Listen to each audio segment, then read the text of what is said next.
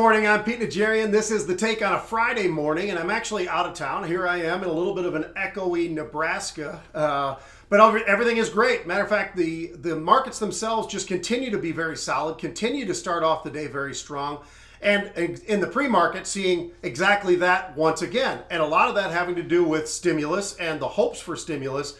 But also we know how much has been influenced this whole week and for maybe the last couple of years, but specifically the last week, we talk about those tweets all the time. And a lot of the tweeting that's going on, and it's really coming from all sides. It's not just from the presidential side, but even some of the news that we're getting from Nancy Pelosi and so forth. Those talks are at least continuing, and that's something that absolutely is pushing the markets around and has been for quite some time. Yesterday, we had a really interesting day that really in the final couple hours of the day, we had the NASDAQ had a nice recovery and get itself back up, but it hung around that up 50-point range for quite a while yesterday. As a matter of fact, up about 56 points yesterday.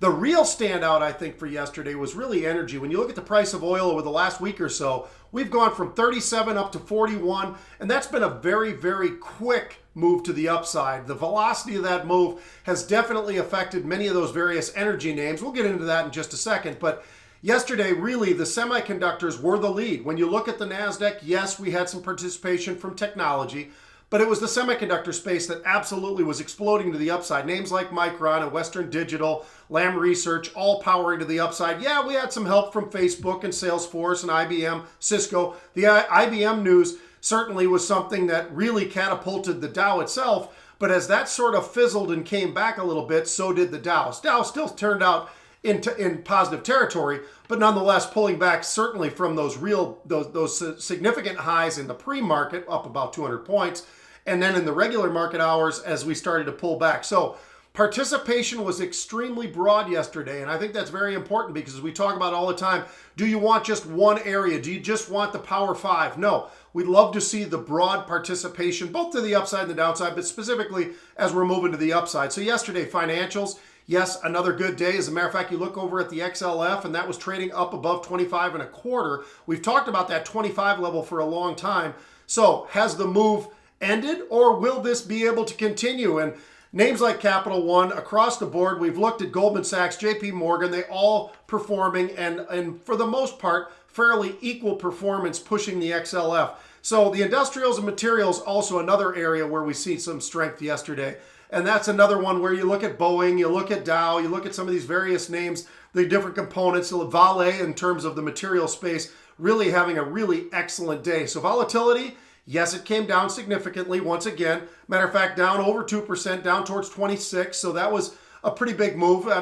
We've been in this range, and the range has been fairly tight, but we've been in this range where we popped up towards that 30 level, came right back down, and here we are again trading in that 26, 25 sort of an area right now. So volumes, yeah, we had some volumes. Once again, great volumes yesterday. Again, 27 million plus contracts trading again yesterday. Another big day for some of the major players that continue to be the leadership role. And we've seen names like NIO, Tesla, obviously Apple, and there's many other names that have participated along the way. But the one that's always there, Apple. That's always going to be one of those names that's at least in the top three, but usually even in the top one on a very consistent basis with all of the trading that we see in there each and every day.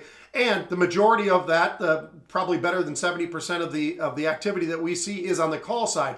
I will caution you on that. Just because there's volume there doesn't mean that's all buying. That's why we find it so important to find out where are they buying, where are they selling.